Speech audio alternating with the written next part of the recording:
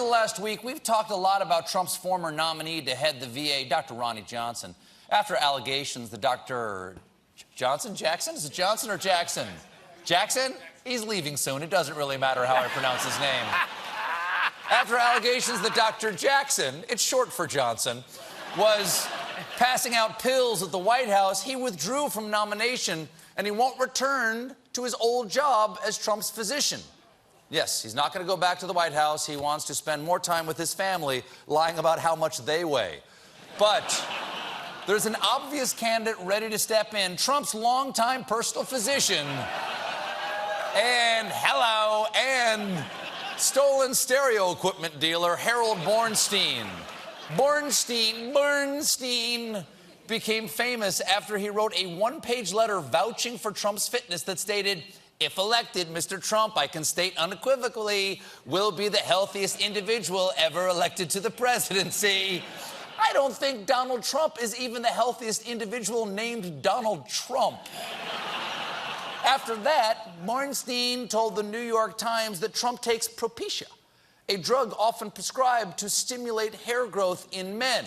Now, taking hair growth drugs is not something Trump should be embarrassed about. He should be angry that they do not work. Now, we all had fun with the story, and we assumed that Trump did too, until today, when Bornstein announced that 2 days after he talked about the propecia, Trump's bodyguard and lawyer raided his office and took the president's medical files. Wait! They muscled their way into Trump's doctor's office to steal evidence that Donald Trump is going bald? They know we can see, right? Are they also going to take away wind? Bornstein said the goons took everything, included the original and only copy of Trump's charts, including lab reports under Trump's name, as well as under the pseudonyms his office used for Trump. Yes, they got the files under all the pseudonyms. John Barron, David Dennison, Horny Daniels.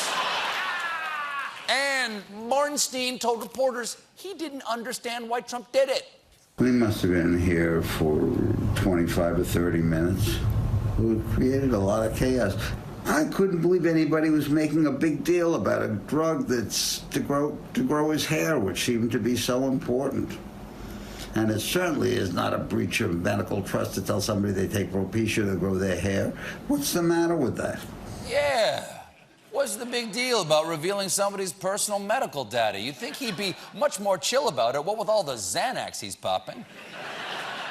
But perhaps the saddest detail of this story is when Trump's thugs saw this photo of Bornstein and Trump in the waiting room, and they asked him to take it off the wall. Oh, damn, when Trump breaks up, he goes full middle school girl.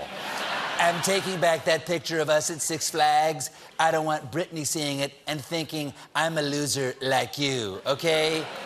We call you Pizza Face. At her press conference today, Sarah Huckabee Sanders insisted this wasn't a big deal, but Bornstein said he was not given a form authorizing the release of the records and signed by the president, which is a violation of patient privacy law, telling another reporter, "Sweetheart, this is Watergate. Goodbye." Watergate? Forget propecia. When he says that, I feel like Bornstein just prescribed me Viagra. We'll be right back with Helen Hunt.